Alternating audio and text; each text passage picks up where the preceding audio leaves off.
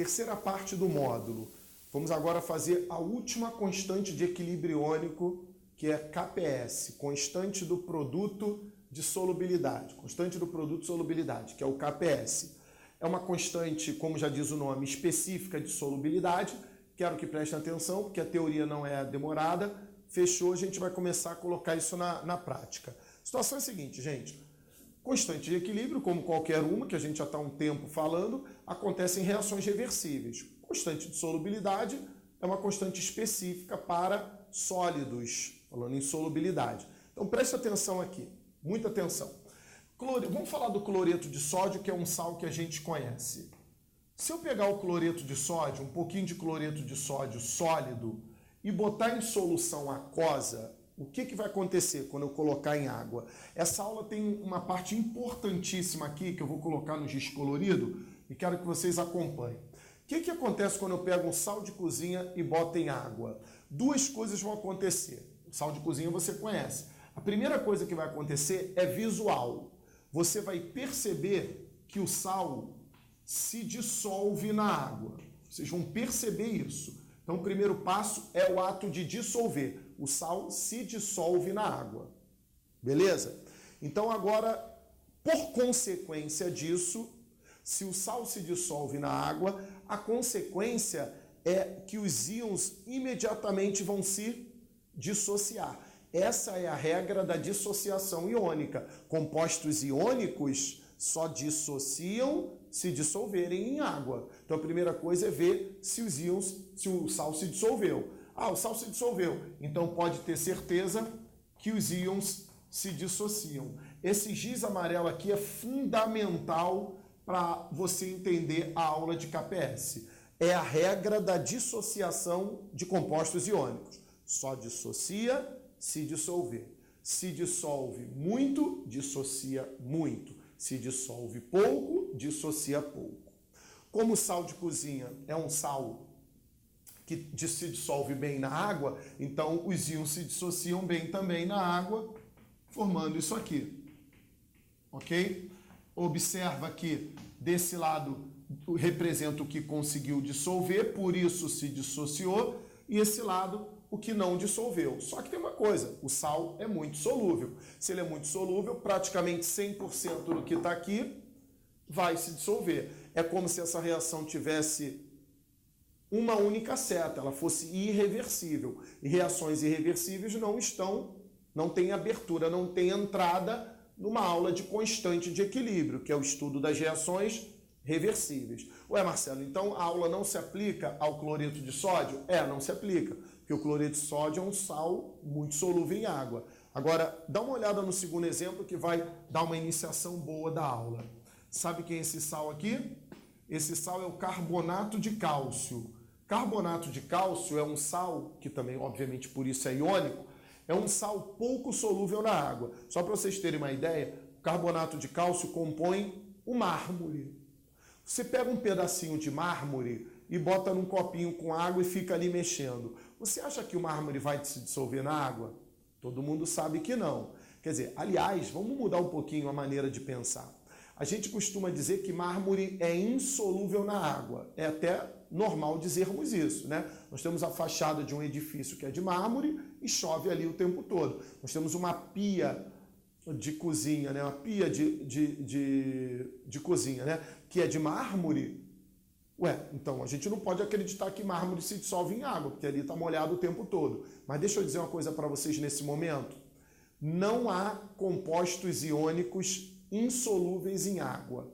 O termo insolúvel não cabe, tá? Ele não cabe aqui. Pô, Marcelo, então você quer dizer que mármore se dissolve em água? Sim, se dissolve. Só que se dissolve tão pouco, mas tão pouco, que é imperceptível. Então a gente costuma dizer que é insolúvel. Mas não há composto iônico insolúvel em água. Então, quando a gente dizia ser insolúvel, hoje a gente passa a dizer pouco solúvel. E onde você quer chegar, Marcelo? Eu quero chegar no seguinte: o pouco do carbonato de cálcio que dissolver vai se dissociar. Essa é a regra da dissociação iônica. Dissolveu, dissociou. Quero dizer, então, que se um pouquinho dele vai dissolver, esse pouquinho dissocia em cálcio 2+, e CO3, 2-. Só que é só um pouquinho. Ou seja, uma grande quantidade de carbonato de cálcio continua no estado sólido e um pouquinho dele se dissolve, portanto, se dissocia nesses íons. Como coexistem as 3 espécies, diferentemente daqui, a gente vai marcar a reação reversível. E se é uma reação reversível, isso gera um equilíbrio. Só que não é um equilíbrio comum, é o equilíbrio iônico de solubilidade. Então a gente chama de KPS. Beleza? Só relembrando, esse lado representa a parte que não dissolve, por isso eu boto sólido, e desse lado representa a parte que dissolve, por isso eu boto aquoso. E porque dissolveu, dissociou. Beleza? Então vamos lá. Me ajuda então a escrever o que seria a expressão do KPS para essa reação. Vamos lá? Concentração do cálcio 2+, vezes concentração do carbonato. Observa, seria sobre a concentração dos reagentes, mas é um sólido, ele não entra na expressão. Beleza? Observe então que a expressão do KPS é só escrita pelos produtos, é claro, porque desse lado representa o que dissolveu e por isso está tudo aquoso. E esse lado representa o que não dissolveu, por isso é sempre sólido. E se é sempre sólido desse lado aqui, nunca vai ter denominador. KPS é a segunda constante de equilíbrio, que é um produto, não é um quociente, não é uma divisão. A primeira foi KW, lembra? O da água. Então isso aqui é um produto. Por isso que muita gente chama o KPS de produto, cuidado com esse nome aí, tá? De solubilidade. O pessoal chama muito com esse nome aqui, produto de solubilidade. Se o aluno não estiver atento e não lê a palavra constante, né, ele até às vezes acha que não é uma constante, é uma constante de equilíbrio. Mas como é um produto, é o produto de solubilidade. Tá? Só uma perguntinha extra aí para vocês memorizarem. De um modo geral, o KPS vai ter valores altos ou baixos, pessoal?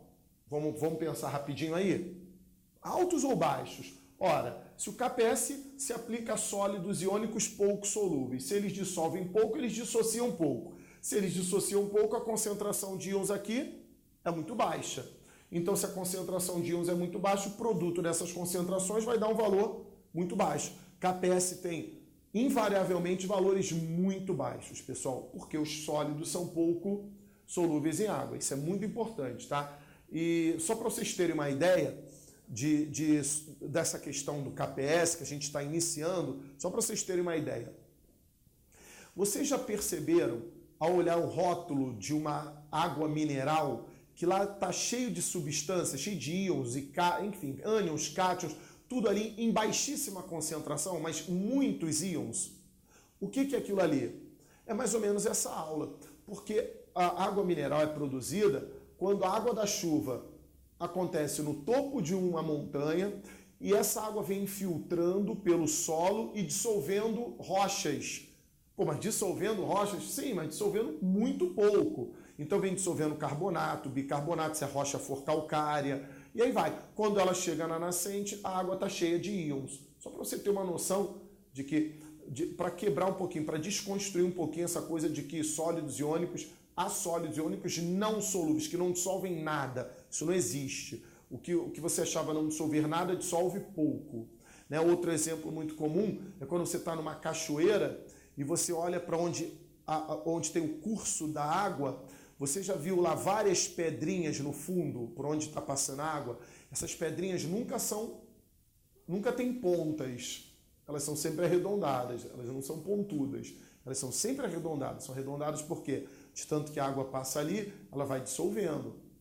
Caramba, aquela pedra se dissolve na água? Ela se dissolve, só que se dissolve muito pouco.